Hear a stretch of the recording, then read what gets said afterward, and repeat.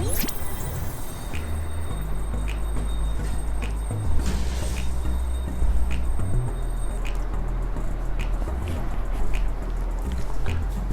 Students, welcome to Bansal classes online. I am Jaising Suryavanshi. Last lecture में student हमने discuss किया था रेबीज़ डिजीज़ को, है ना। हमने काफ़ी सारी और डिजीज़ डिस्कस की थी। हमने रेबीज़ डिजीज़ भी लास्ट डिस्कस की थी लास्ट लेक्चर में। और रेबीज़ डिजीज़ देखा था बेटा हमने कि रेबीज़ डिजीज़ लाइसा वायरस के थ्रू होती है, एक वायरल डिजीज़ है। हमने कुछ और वायरल डिजीज़ डिस्कस की थी। तो बेटा जो रेबीज़ है वो रैबिडो फैमिली के वायरस के थ्रू होती है, और या फिर बोल सकते हैं हम लाइसा वायरस के through. Rabies generally rabid animals के बाइट से होती है बेटा। और रैबिड एनिमल्स को आप कैसे रिकॉग्नाइज कर सकते हैं, तो मैंने बताया था आपको कि जितने भी रैबिड एनिमल्स होते हैं उनमें ज़्यादा से ज़्यादा सलाइवा का रिलीज होना दिखाई देता है, सलाइवा का ओवर सीक्रेशन दिखाई देता है। ठीक है, जितने भी रैबिड एनिमल्स हैं आप उनसे कैसे जो है अपने आप को बचा सकते हैं, तो उनसे कांटेक्ट को अवॉइड कर सकते हैं। अगर बाइट कर लिया है तो उस जहाँ पर आपको बाइट किया है उस जगह को आप अच्छे से क्लीन कर सकते हैं। ठीक है, इसके बाद में हमने कुछ एंटीबायोटिक्स भी डिस्कस की थी। आज की क्लास में हम आगे का पार्ट डिस्कस करेंगे। हम डिस्कस करेंगे और सेकंड जो है वायरल डिजीज जो कि है एड्स। ठीक है, एक नेक्स्ट डिजीज डिस्कस करेंगे बेटा एड्स। और एड्स किससे होती है, तो एड्स भी वायरस के थ्रू होती है। सबसे पहले इंपॉर्टेंट है एड्स की फुल फॉर्म। तो एड्स की फुल फॉर्म क्या है?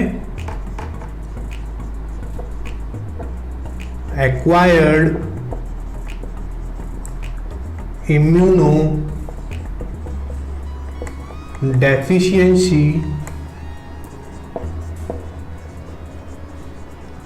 सिंड्रोम। ठीक है, कैसी डिजीज है ये? एक सिंड्रोमिक डिजीज है, acquired immuno deficiency syndrome, syndromic disease है ये। ठीक है, अब बेटा सिंड्रोमिक डिजीज का मतलब क्या आता है ना। सिंड्रोमिक डिजीज का मतलब क्या है, क्यों लिखा है यहाँ पे acquired immuno deficiency syndrome? Syndromic disease का मतलब होता है ग्रुप ऑफ सिम्टम्स। यहाँ पर हमें जितने भी एड्स डिजीज है, एड्स में काफी सारे सिम्टम्स देखने को मिलते हैं हमें, बहुत सारी डिजीज का कलेक्शन है, ये ग्रुप है, और इसी को बोलते हैं हम एक्वायर्ड इम्यूनो डेफिशिएंसी सिंड्रोम।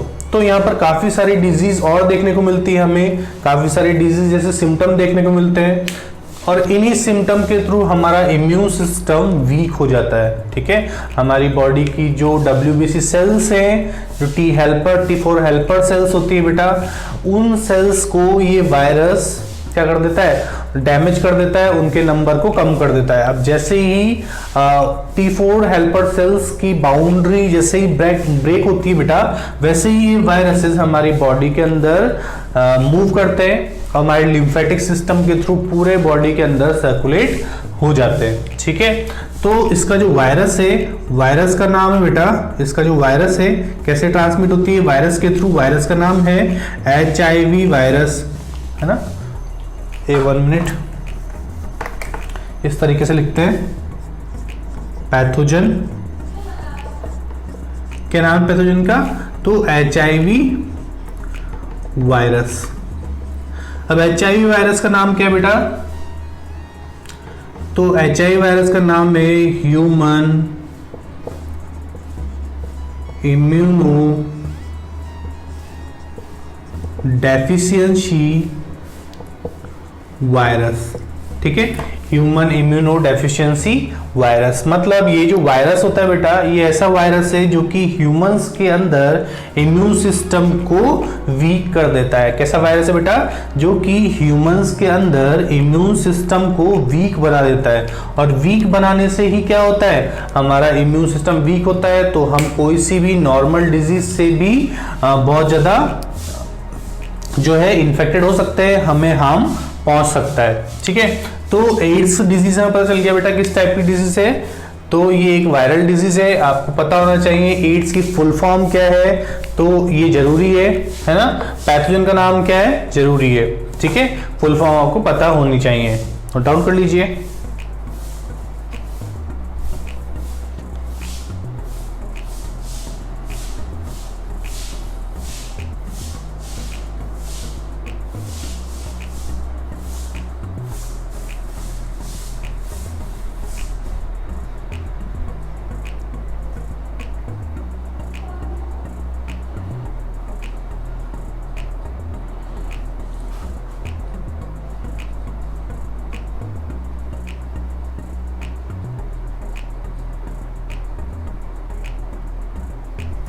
ठीक है बेटा।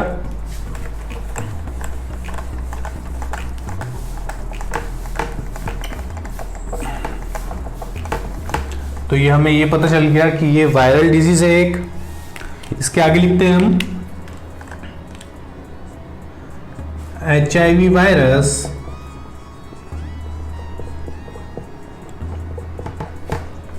अटैक्स WBC और लिम्फोसाइट्स। ठीक है, जो HIV वायरस है वो किस पर अटैक करती है? WBC, जो कि लिम्फोसाइट जो है बेटा WBC का टाइप ही है। और कौन सी? तो T4 हेल्पर सेल। ठीक है, T4 हेल्पर सेल ये हमें वायरल इन्फेक्शन से बचाती है बेटा, T4 हेल्पर सेल्स। और इन ही सेल्स को ये डैमेज कर देता है ना, उनके नंबर को डिक्रीज कर देता है। ठीक है, तो इसकी वजह से हमारी बॉडी जो है इस वायरस को रिकॉग्नाइज नहीं कर पाती है। हम देख लेते हैं बेटा कि इस कैसे इसका ट्रांसमिशन होता है, कैसे इस एड्स डिजीज का ट्रांसमिशन होता है बेटा। तो लिख सकते हैं इसमें हम कुछ point.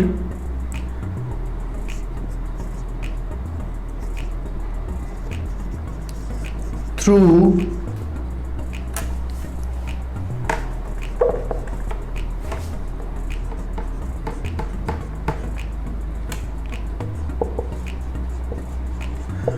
Unprotected sex.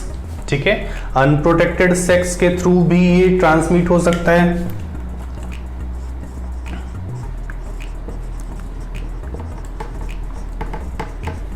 Contaminated surgical items के थ्रू हो सकता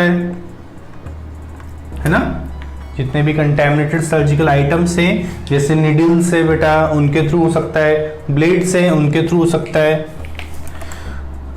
सीजर है उनके थ्रू हो सकता है। ठीक है, तो अनप्रोटेक्टेड सेक्स के थ्रू, कंटैमिनेटेड सर्जिकल आइटम के थ्रू, या फिर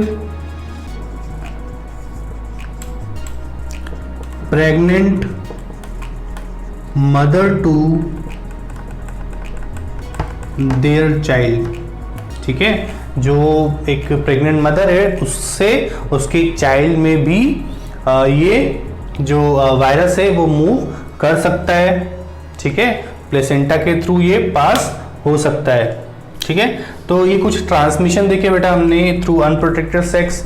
अगर अनप्रोटेक्टेड सेक्स करते हैं तो भी ये जो है वायरस किसी इन्फेक्टेड पर्सन से एक हेल्दी पर्सन में मूव कर सकता है। ठीक है, कंटैमिनेटेड सर्जिकल आइटम्स, जो भी सर्जिकल आइटम्स यूज किए जाते हैं किसी इन्फेक्टेड पर्सन पे, उनको किसी हेल्दी पर्सन पे बिना स्टरलाइज किए हुए अगर यूज करते हैं तो भी ये डिजीज आगे पास हो सकती है। या फिर किसी प्रेग्नेंट मदर से उसके बेबी में या फिर उसके चाइल्ड में भी ये डिजीज ट्रांसमिट हो सकती है। ठीक है, तो इसको भी नोट डाउन कर लीजिए।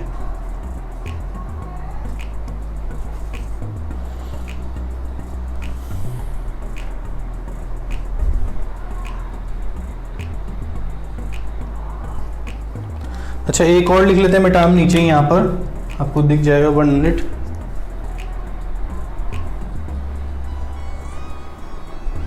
ठीक है, यहाँ पर हम एक और पॉइंट लिख लेते हैं, दिख जाएगा आपको। ठीक है, तो during blood transfusion, blood transfusion के टाइम भी ये पास हो सकता है। ठीक है, दिख जाएगा आपको एक नीचे और पॉइंट लिखा है बेटा मैंने, ड्यूरिंग ब्लड ट्रांसफ्यूजन। जब हम किसी एक हेल्दी पर्सन को ब्लड देते हैं बेटा तो उससे पहले ब्लड टेस्टिंग की जानी चाहिए। अदरवाइज किसी इन्फेक्टेड पर्सन से अगर ब्लड को किसी हेल्दी पर्सन में दिया गया, ट्रांसफ्यूज कराया गया, तो भी ये डिजीज आगे पास हो सकती है। तो इसका ध्यान रखना चाहिए कैसे कैसे ये ट्रांसमिट हो सकता है बेटा। ठीक है। अगर कोई भी सर्जिकल आइटम्स हैं किसी इन्फेक्टेड पर्सन पे यूज़ किए गए या किसी पर्सन पे यूज़ किए गए, हमें पता नहीं होता है बेटा कि कौन सा पर्सन इन्फेक्टेड है कौन सा नहीं।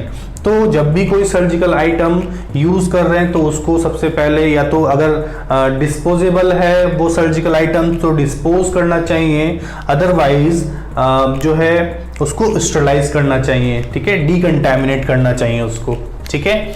अनप्रोटेक्टेड सेक्स के थ्रू भी ये जो है आगे ट्रांसमिट हो सकता है किसी एक हेल्दी पर्सन में, तो यहाँ पर भी हम ध्यान रख सकते हैं, ठीक है, कॉन्डोम्स का यूज किया जाना चाहिए। इसके अलावा जो प्रेग्नेंट मदर है उससे उसके बेबी में ट्रांसमिट हो सकती है या फिर उसके चाइल्ड में ट्रांसमिट हो सकती है, या फिर ब्लड ट्रांसफ्यूजन के थ्रू भी ये एक पर्सन से दूसरे पर्सन में मूव कर सकते हैं इसके वायरस। तो हमें ये ध्यान रखना चाहिए कैसे ये ट्रांसमिट हो सकते हैं। और मेनली इस डिजीज के अंदर हमारी जो WBC सेल्स हैं जो कि हमारी शोल्डर है बॉडी की, वो अफेक्ट होती हैं, उनके नंबर कम हो जाते हैं और जिसकी वजह से हमें ये डिजीज होती है। काफ़ी सारे सिम्टम्स देखने को मिलते हैं, काफ़ी सारे डिजीज के सिम्टम्स देखने को मिलते हैं हमें इस एड्स में, तो इसीलिए इसको बोलते हैं सिंड्रोमिक डिजीज, ठीक है। ग्रुप ऑफ सिम्टम्स या ग्रुप ऑफ डिजीज देखने को मिलती है हमें इस एड्स में, ठीक है, नोट डाउन कर लीजिए।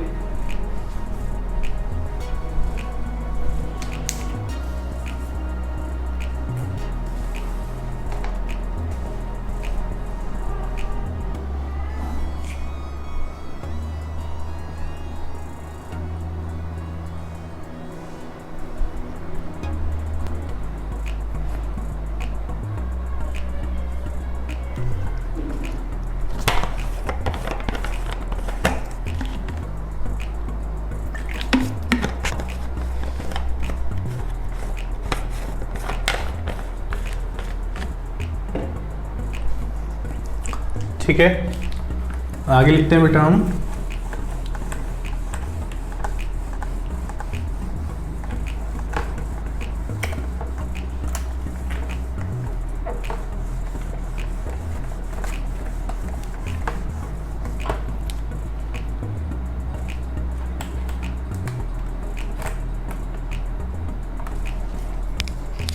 ठीक है, आगे लिखते हैं हम कैसे इस डिजीज को प्रिवेंशन से पहले लिखते हैं बेटा हम सिम्टम्स, प्रिवेंशन से पहले लिखते हैं बेटा हम सिम्टम्स, पहले सिम्टम्स लिखते हैं उसके बाद में लिखेंगे प्रिवेंशन, ठीक है। सिम्टम्स क्या है बेटा इसका, तो सिम्टम्स क्या क्या देखने को मिलते हैं इसमें, जैसे वेट लॉस, ठीक है,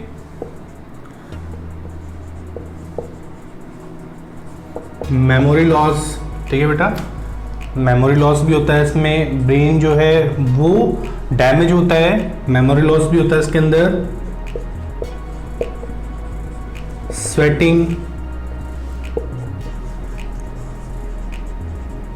रेगुलर फीवर, ठीक है,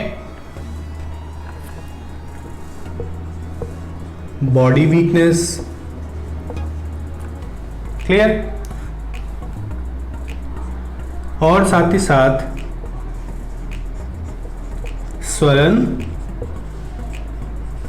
लिम्फ नोड्स, ठीक है बेटा। तो ये सारे हमें कुछ सिम्टम्स देखने को मिलते हैं एड्स डिजीज के अंदर।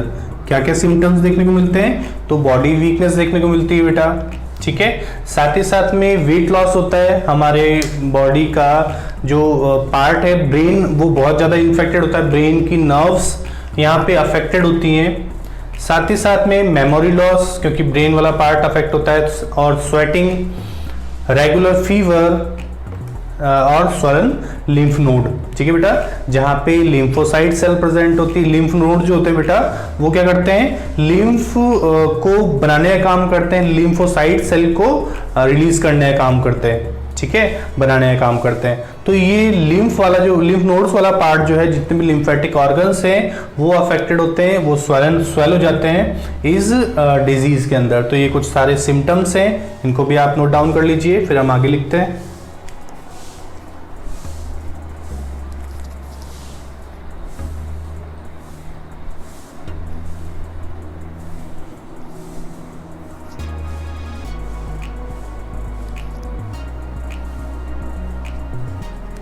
ठीक है, समझ में आ गया होगा ये जो सिम्टम्स है। इसके बाद लिख लेते हैं हम प्रिवेंशन, कैसे प्रिवेंट कर सकते हैं हम।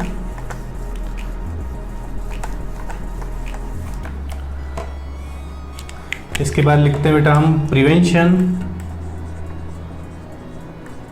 कैसे प्रिवेंशन कर सकते हैं, है ना।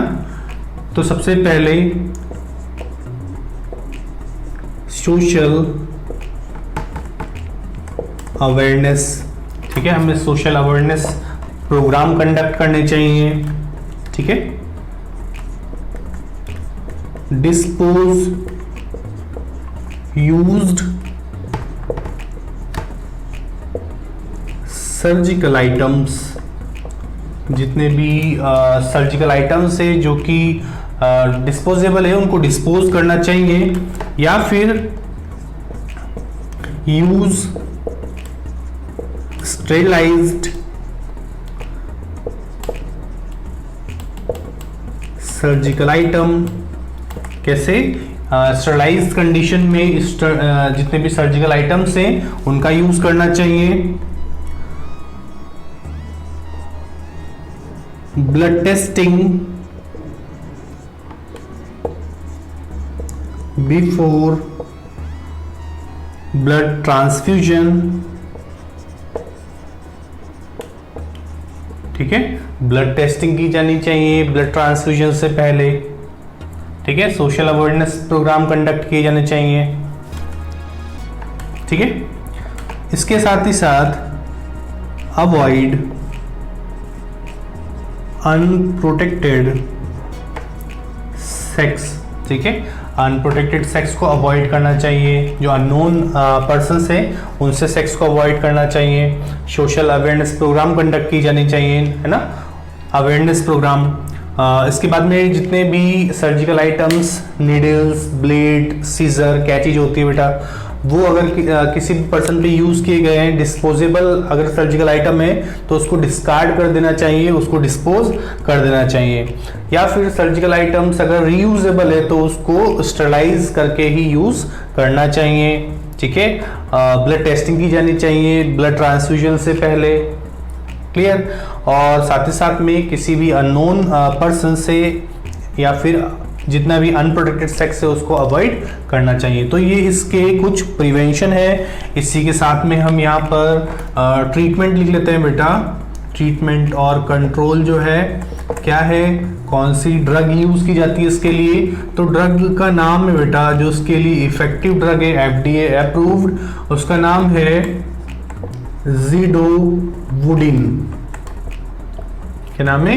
ज़िडोवुडिन, या इसको बोलते हैं AZT, ठीक है। क्या बोलते हैं? AZT। और साथ ही साथ में एक और ड्रग है लैमिवुडिन जिसका यूज किया जाता है, ठीक है। तो ट्रीटमेंट में इस ड्रग का यूज करते हैं। ऊपर वाला पार्ट नजर आ रहा है बेटा आपको? ठीक है, बिल्कुल दिख रहा है। तो देखिए हमने प्रिवेंशन क्या क्या है और ट्रीटमेंट क्या है। तो ट्रीटमेंट में जो ड्रग यूज की जाती है उस ड्रग में दो ड्रग का नाम लिखे बेटा हमने, ज़िडोवुडिन और साथ ही साथ में लैमिवुडिन, ठीक है। ये कुछ प्रिवेंशन है और ट्रीटमेंट। तो ये 8 डिजीज हमने डिस्कस कर ली है। इसके बाद में हम नेक्स्ट डिजीज देखते हैं। तो सबसे पहले इसको आप नोट डाउन कर लीजिए।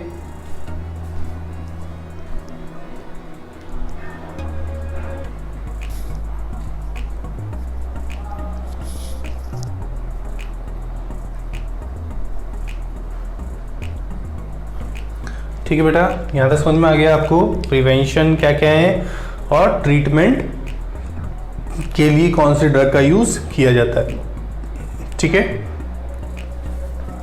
रफ कर दो उसको बेटा। आगे डिस्कस करते हैं हम नेक्स्ट डिजीज को जो कि है पोलियो।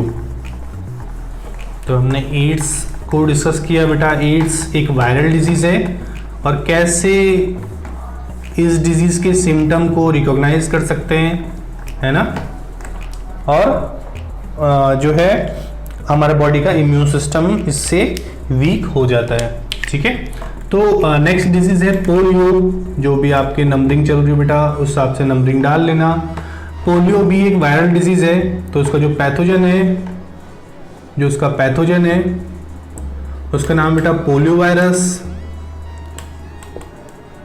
ठीक है, पोलियो कई बार लिखा होता है बेटा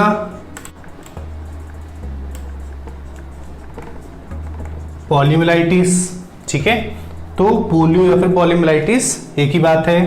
पैथोजन जो है इसका उसको बोलते हैं पोलियो वायरस। और इस डिजीज के अंदर ये जो डिजीज है ये कैसे ट्रांसमिट होती है,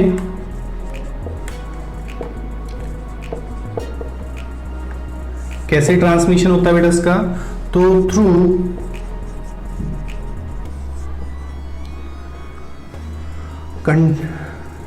contaminated food, water and poor hygiene। ठीक है, कंटेमिनेटेड फूड और वाटर के थ्रू, साथ ही साथ पुअर हाइजीन के थ्रू ये डिजीज ट्रांसमिट होती है। ठीक है, virus attack the CNS and leg part of the body, या फिर बोल सकते हैं हम पार्शियल पैरालिसिस जैसी कंडीशन होती है। कैसी होती है? पार्शियल पैरालिसिस जैसी कंडीशन हमें देखने को मिलती है। तो ये वायरस जो है, वायरस अटैक्स दी CNS, जो सेंट्रल नर्वस सिस्टम में बेटा जो कि मिलके बनता है ब्रेन और स्पाइनल कॉर्ड से, तो उन दोनों को ये अफेक्ट करता है। और आपको पता है बेटा जब ब्रेन और स्पाइनल कॉर्ड ही अफेक्ट होंगे तो क्या होगा, हमारी बॉडी का मस्कुलर कंट्रोल नहीं हो पाएगा, हम मस्कुलर कंट्रोल को नहीं परफॉर्म कर सकते हैं अच्छे से। ठीक है, हमारी मसल्स पे कंट्रोल नहीं रहेगा और जिसकी वजह से जो है पार्शियल पैरालिसिस कंडीशन भी देखने को मिल सकती है। ठीक है, तो मेनली लेग पार्ट यहाँ पर अफेक्ट होता है। बच्चों में जनरली ये डिजीज देखने को मिलती है, पोलियो या फिर पॉलीमिलाइटिस। ठीक है, पैथोजन जो है इसका वो है पोलियो वायरस। इसके बाद देखते हैं हम कि इसके क्या सिम्टम्स होते हैं, प्रिवेंशन क्या है। ठीक है, नोट डाउन कर लीजिए।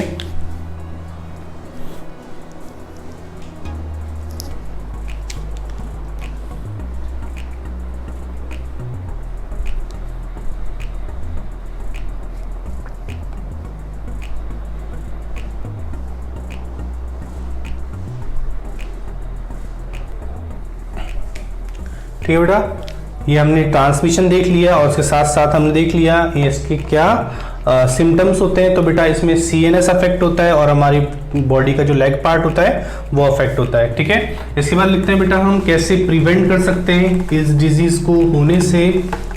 तो लिखते हैं प्रिवेंशन इसके बाद में।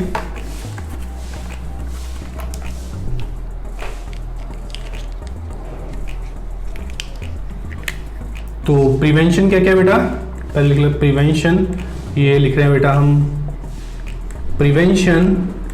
ठीक है, डाल लेना है सिर्फ हेडिंग प्रिवेंशन। तो सबसे पहले कंप्लीट बेड रेस्ट। ठीक है, कंप्लीट बेड रेस्ट लेना चाहिए बेटा। साथ ही साथ में फिजियोथेरेपी करनी चाहिए।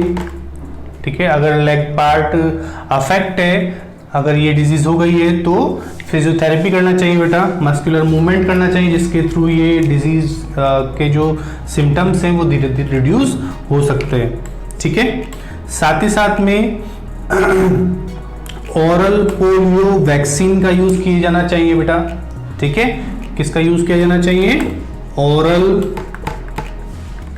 पोलियो वैक्सीन का। यही इसका एक प्रिवेंशन है बेटा कि ओरल पोलियो वैक्सीन का यूज किया जाना चाहिए और साथ ही साथ में प्रॉपर है ना, मेंटेन प्रॉपर हाइजीन। ठीक है, हमें हाइजीन को मेंटेन करना चाहिए, मेंटेन प्रॉपर हाइजीन। ओपीवी क्या है बेटा? ओरल पोलियो वैक्सीन, और इस वैक्सीन के अंदर पोलियो के वायरस को ही यूज किया जाता है। ठीक है, हीट किल्ड फॉर्म में, या तो किल्ड फॉर्म में यूज किया जाता है या फिर वीक फॉर्म में यूज किया जाता है। तो इसको बोलते हैं ओरल पोलियो वैक्सीन। तो पोलियो की जो वैक्सीन होती हैं इसमें पोलियो के ही वायरस का यूज किया जाता है। जितने भी वैक्सीन हैं, वैक्सीन के अंदर जनरली उन्हीं जर्म्स का यूज किया जाता है जिनसे वो डिजीज कॉज हुई है। ठीक है, तो पोलियो डिजीज में पोलियो वायरस, जो पोलियो वायरस है उसी को इस वैक्सीन के अंदर यूज किया जाता है। और किस किस फॉर्म में यूज किया जाता है, तो या तो हीट किल्ड फॉर्म में जो वायरस है उसको किल्ड फॉर्म में यूज किया जाता है, या फिर वीकेंड फॉर्म में उसको यूज किया जाता है। ठीक है, जनरली जो वीक फॉर्म होती है बेटा वो पहले यूज किए जाते थे उस फॉर्म में, लेकिन आजकल वीक फॉर्म में इन वायरसेस का यूज नहीं किया जाता है बेटा, क्योंकि कई बार चांसेस हो जाते हैं डिजीज दोबारा से देखने के लिए, है ना, रीअपियर हो जाती है डिजीज। तो इसलिए आजकल जो है इन वैक्सीन के अंदर हीट किल्ड फॉर्म में वायरसेस का यूज किया जाता है। ठीक है, तो जो ज्यादा इफेक्टिव यहाँ पर किस तरीके से फॉर्मुलेशन किया जाता है वैक्सीन का, तो हीट किल्ड फॉर्म में ही किया जाता है। ठीक है, तो इसको भी आप नोट डाउन कर लीजिए।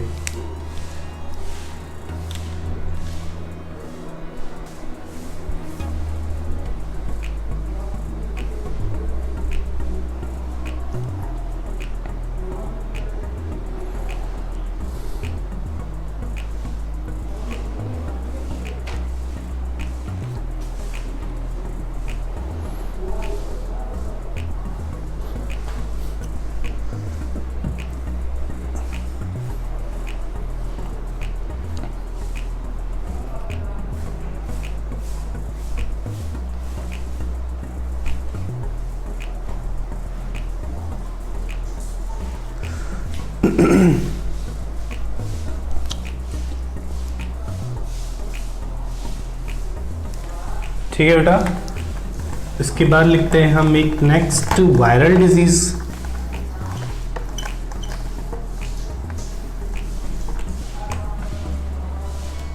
ठीक है, एक नेक्स्ट वायरल डिजीज लिखते हैं बेटा, डेंगू। ठीक है, तो डेंगू भी एक वायरल डिजीज है ना। 1 मिनट, एक वायरल डिजीज है।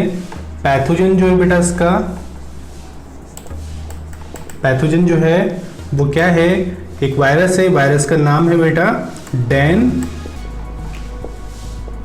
1-2 वायरस। ठीक है, Dane 1-2 virus.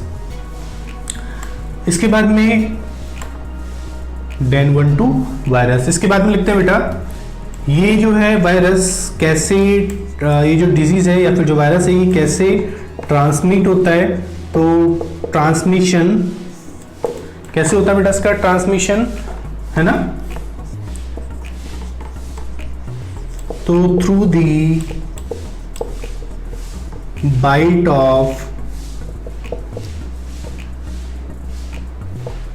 Aedes aegypti mosquito. ठीक है, किसके बाइट के थ्रू होता है बेटा, एडिस इजिप्टी मॉस्किटो के बाइट के थ्रू। ठीक है, पैथोजन इसका डेन 1-2 वायरस। ठीक है, और जो ट्रांसमिशन है वो कैसे होता है, तो एडिस इजिप्टी मॉस्किटो के बाइट के थ्रू। क्लियर, नोट डाउन कीजिए।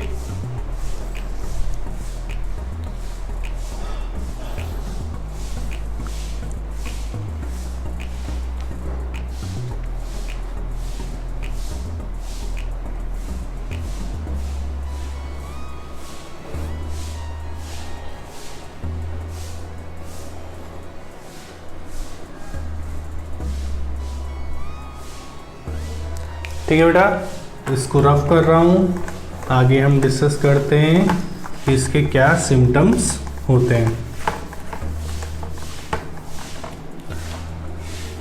इसके बाद लिखते हैं बेटा हम क्या इसके सिम्टम्स हमें देखने को मिलते हैं इस डिजीज के अंदर। तो क्या होता है बेटा, pain behind the eyeball, जो आई बॉल है या आई है उसके पीछे पेन होता है बेटा। साथ ही साथ डिफिकल्टी इन आईबॉल मूवमेंट, है ना, आईबॉल को मूवमेंट कराने में डिफिकल्टी होती है बेटा।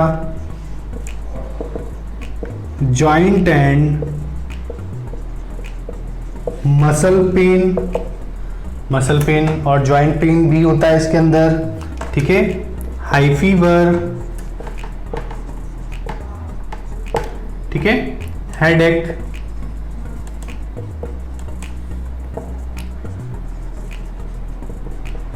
Vomiting and nausea, nasal discharge, ठीक है। तो इसमें क्या क्या होता है बेटा, हमारा जो आई बॉल है, आई बॉल के पीछे की तरफ पेन होता है और साथ ही साथ में आई बॉल को मूव करने पर भी हमें पेन फील होता है, ठीक है। साथ ही साथ में जॉइंट पेन और मसल पेन भी देखने को मिलता है। इस डिजीज के सिम्टम्स में हाई फीवर होता है बेटा और हेडेक, क्लियर। साथ ही साथ वॉमिटिंग और नोजिया जैसी कंडीशन भी इसमें हमें देखने को मिलती है। तो ये सारे सिम्टम्स हैं इस डेंगू डिजीज के, जो कि एक वायरल डिजीज है और वायरस का नाम है डेन 1 और 2 वायरस, ठीक है। ये इनकी अलग अलग स्ट्रेन है। डेन 1 स्ट्रेन अलग होती है बेटा, डेन 2 स्ट्रेन अलग होती है, दोनों से ही डेंगू डिजीज होती है, ठीक है। तो वायरल डिजीज डिस्कस कर रहे हैं हम।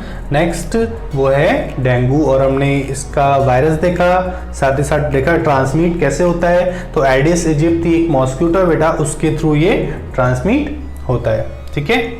ये कुछ हमने सिम्टम्स लिखे तो इसको भी आप नोट डाउन कर लीजिए।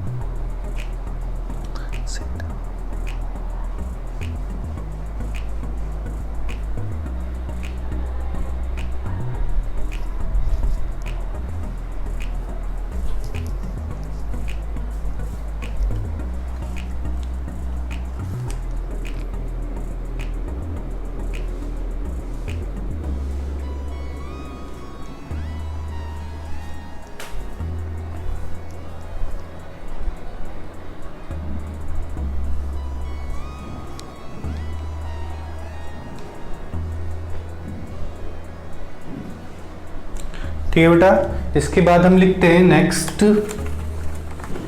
कैसे प्रिवेंट कर सकते हैं इस डिजीज को। सिम्टम्स हम लिख चुके हैं, ट्रांसमिशन हम लिख चुके हैं। इसके बाद डिस्कस करते हैं हम कि कैसे इस डिजीज को होने से रोका जा सकता है। तो प्रिवेंशन क्या है इस डिजीज के, ठीक है। प्रिवेंशन क्या क्या है बेटा, तो प्रिवेंशन लिख सकते हैं बेटा, जितने भी destroy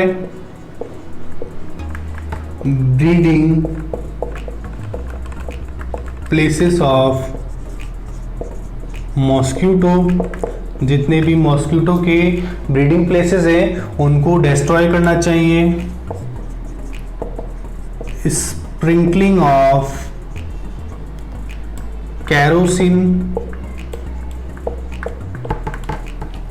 sprinkling of kerosene in large water bodies, ठीक है। वाटर बॉडीज जो है जैसे तालाब है बेटा ना, उनके अंदर क्या करना चाहिए, उनके अंदर हमें केरोसिन को स्प्रिंकल करना चाहिए, जिसकी वजह से जो मॉस्किटो के लार्वाज होते हैं, जो एग्स होते हैं, वो डूब जाते हैं, ठीक है। साथ ही साथ में और कर सकते हैं, वियर फुल स्लीव्ड क्लोथ्स, है ना, हमें पूरे कपड़े पहनने चाहिए। Avoid outdoor activities, outdoor activities को हमें अवॉइड करना चाहिए। साथ ही साथ में डिस्कार्ड स्टोर्ड वाटर, है ना, जितना भी स्टोर्ड वाटर है ना, उसको क्या करना चाहिए, हमें डिस्कार्ड कर देना चाहिए, क्योंकि जितना भी स्टोर वाटर होता है उसी के अंदर ये मॉस्किटो एग्स देते हैं। यूज ऑफ लार्विवोरस फिशेस, जैसे लिखा था हमने बेटा पहले भी, जैसे गैम्बूशिया एक फिश है, उसका यूज किया जा सकता है। ठीक है,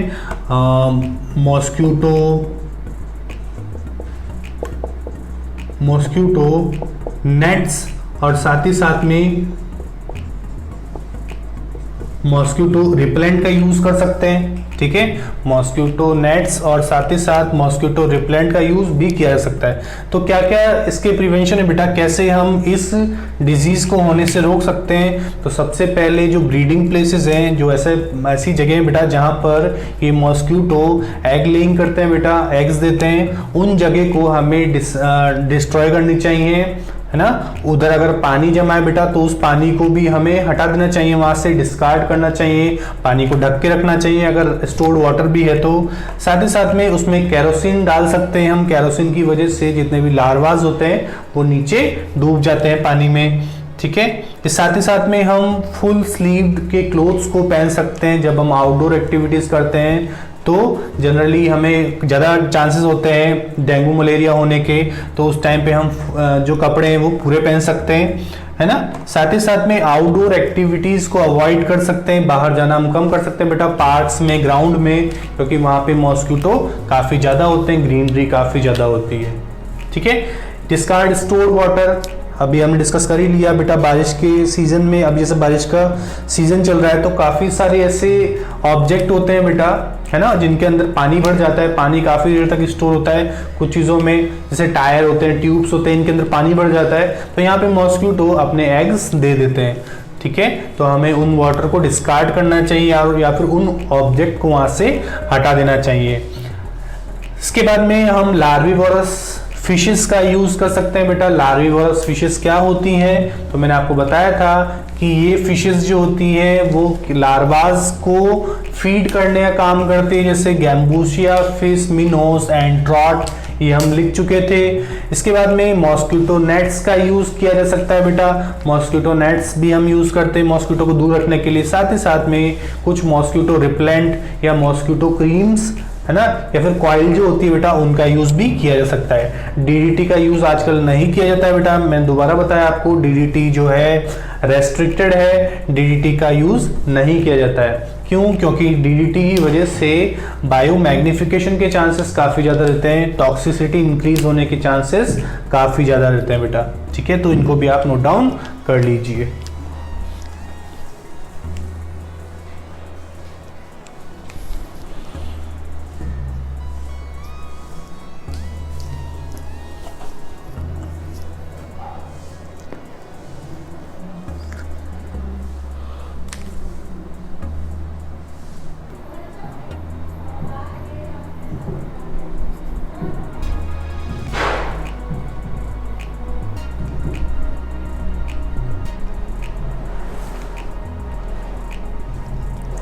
ठीक है बेटा, रफ कर रहा हूँ इसको।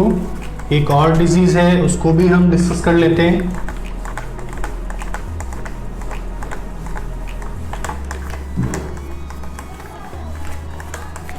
ठीक है, बैक्टीरियल डिजीज है बेटा, है ना।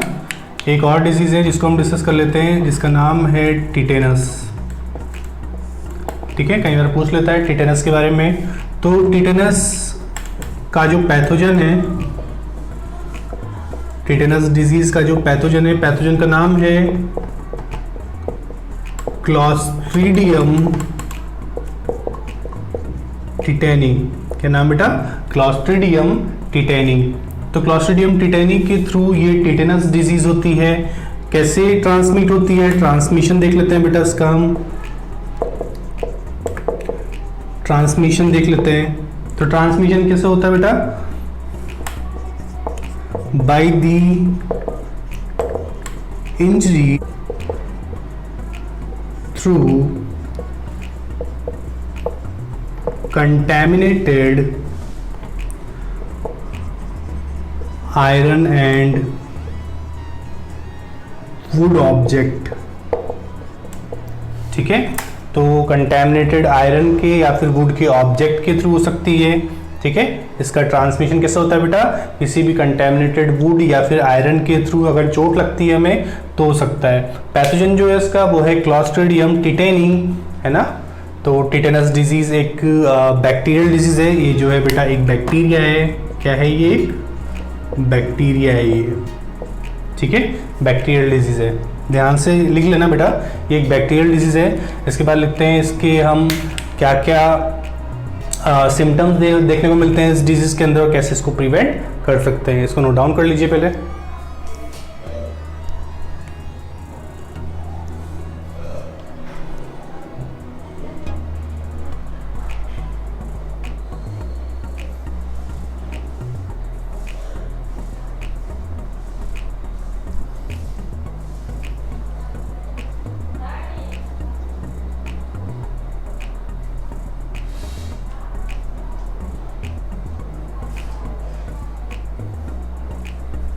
ठीक है बेटा,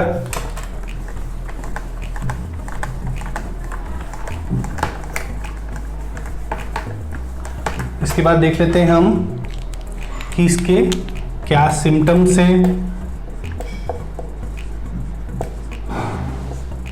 ठीक है। तो सबसे पहला जो इंपॉर्टेंट इसका साइन है वो है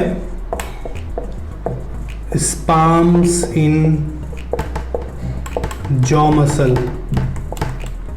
ठीक है बेटा।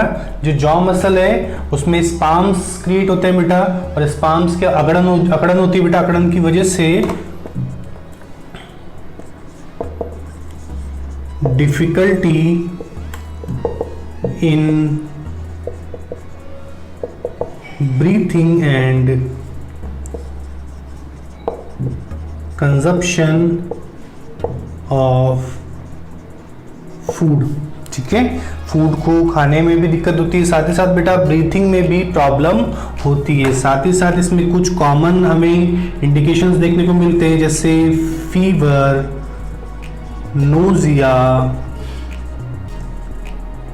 हेडेक, ठीक है। ये सारे हमें कुछ जनरल इंडिकेशंस भी देखने को मिलते हैं हमें इस डिजीज के अंदर। तो बेटा इस टिटेनस डिजीज को बोलते हैं हम लॉक जॉ डिजीज। क्या बोलते हैं, लॉक जॉ डिजीज। और क्यों बोलते हैं तो आपको समझ में आ गया होगा बेटा कि ये जो डिजीज है इसके अंदर हमारी जॉ मसल है ना, जो जॉ पोर्शन है उसमें स्पाम्स क्रिएट होते हैं बेटा, अकड़न होती है, और उसकी वजह से हम फूड को नहीं खा पाते हैं। हमारी बॉडी के अंदर ऑक्सीजन की डेफिशिएंसी आती है, ऑक्सीजन की कमी आती है बेटा, और उस कमी की वजह से एक पर्सन की डेथ भी हो सकती है, ठीक है। और बेटा जो जॉ पोर्शन है वो ओपन नहीं हो पाता है ना, मसल्स जो है उसकी है ना वो लूज नहीं हो पाती हैं इजीली, तो उसकी वजह से ना तो एक जो विक्टिम होता है बेटा, एक जो पर्सन है वो खा नहीं पाता है, ठीक है। जो पेशेंट है वो खाना नहीं खा पाता है बेटा, और उसकी बॉडी के अंदर ऑक्सीजन की कमी आती है, इसकी वजह से उसकी डेथ हो सकती है, ठीक है। तो ये एक और डिजीज थी बेटा टिटेनस, इसको भी हमने साथ के साथ में डिस्कस कर लिया है। कैसे प्रिवेंशन कर सकते हैं बेटा, तो अगर आप लिख सकते हो तो अपना आप लिख लेना बेटा। कैसे प्रिवेंशन कर सकते हैं, हमें पता है प्रिवेंशन करने के लिए सबसे पहले तो हाइजीन मेंटेन करना बहुत जरूरी है बेटा। अगर हाइजीन मेंटेन करेंगे तो भी इस डिजीज के होने के चांसेस कम है। या फिर टीटी वैक्सीनेशन का यूज किया जाना चाहिए। जो टिटेनस की वैक्सीन होती है उसका नाम बेटा टीटी वैक्सीन, तो टीटी वैक्सीन का यूज किया जाना चाहिए। साथ ही साथ में जिस भी जगह पर आपको चोट लगी है, जो भी जिस भी ऑब्जेक्ट से आपको चोट लगी बेटा है ना, आपको इंजरी होने के बाद में उस प्लेस को प्रॉपर क्लीन करना चाहिए, ठीक है, सोप के थ्रू। क्लियर। तो ऐसे इस डिजीज को प्रिवेंट किया जा सकता है बेटा। तो प्रिवेंशन आप लिख सकते हैं, है ना, मैंने आपको बता दिया है। तो ये था बेटा एक और डिजीज जो टिटेनस, जो भी हम डिस्कस कर लिए। इसके आगे का पार्ट हम नेक्स्ट लेक्चर में डिस्कस करेंगे। तब तक के लिए take care and good luck.